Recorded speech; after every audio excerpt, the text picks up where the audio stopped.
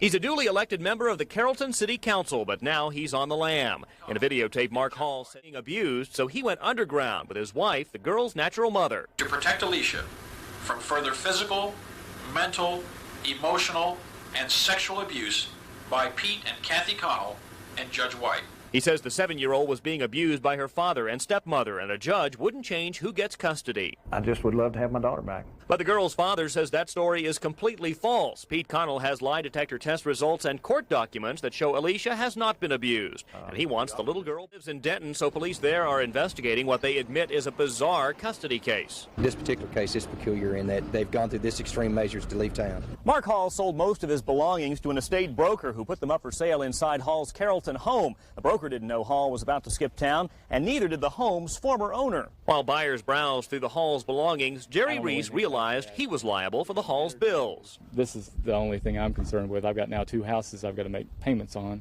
And the rest of Carrollton is still in shock. Just had no expectations of anything of this nature, so it's really caught all of us by a great surprise. Surprised that an elected official, his family, and a 7-year-old girl could just disappear. Mark Hall was a Carrollton city councilman, a realtor with a normal enough life, until one day 4 years ago when he disappeared. The strange saga went on trial this week. Prosecutors say Hall fled to the Caribbean with his then-wife's young daughter, where the family lived under a fake name until the FBI hunted them. The attorney argued he never knew he was breaking the law.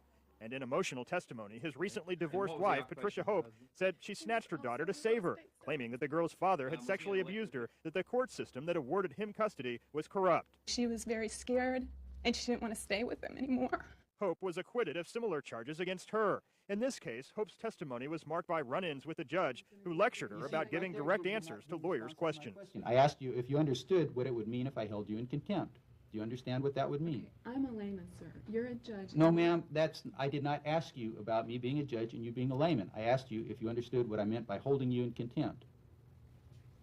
I understand. All right, now you have answered the question completely. The girl's father has always denied any abuse, and a judge had awarded him custody.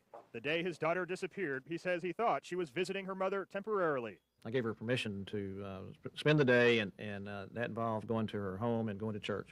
Now, in what may be the final chapter of this bizarre tale, Hall is headed to prison, from councilman to convict, and a strange odyssey in between.